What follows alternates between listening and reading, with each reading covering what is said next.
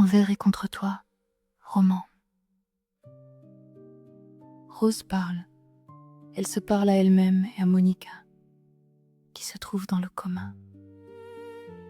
Dans ce monologue, elle raconte son urgence, réclame une aide à une amie inanimée. Elle parle de son mari, Louis, de sa maîtresse qui vient de les rejoindre chez eux, dans une vieille usine. Louis est un peintre-sculpteur. Rose voue à son œuvre une admiration sans limite.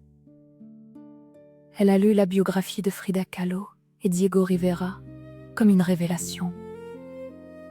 Elle est son sacrifice au service d'une œuvre à éclore. Il y a les autres femmes, la maladie, les ruptures. Mais Rose le sent. C'est maintenant que le talent de Louis va se révéler au monde. Erika lamente.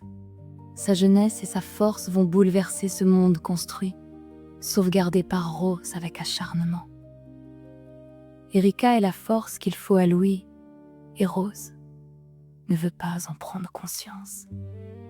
Elle est autour de leur vie fascinée et effrayée par ce mouvement subi.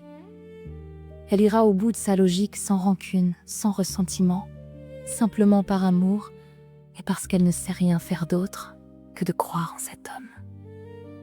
C'est un livre écrit comme une nouvelle. Ce ne sont pas des chapitres, ce sont les derniers jours de Rose.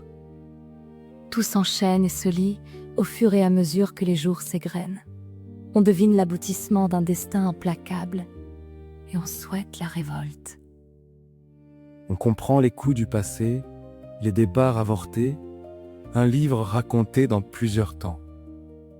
On perçoit l'Espagne de l'enfance, la famille, les odeurs, les marques, des rancœurs d'une mère, d'un père, dans les gestes de Rose.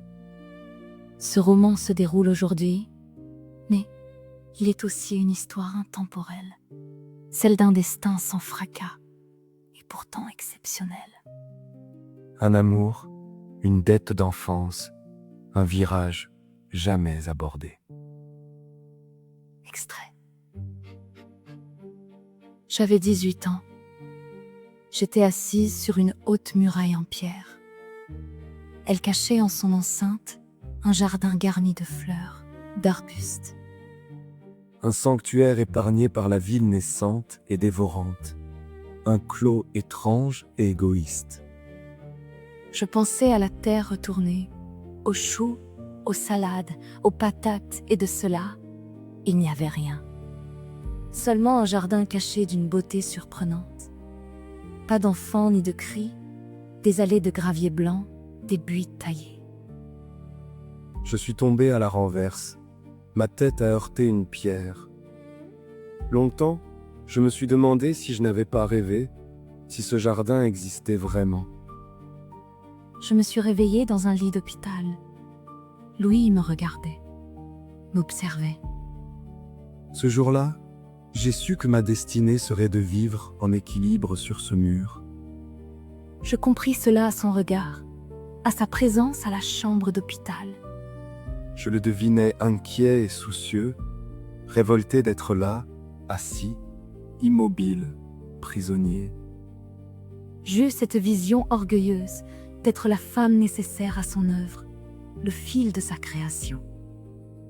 Cette force, je l'emprisonnais dans mon corps blessé, dans les cicatrices rosées qui fermaient les chairs de ma jambe brisée. Il cherchait Louis. Lui seul savait vers quel destin il cheminait.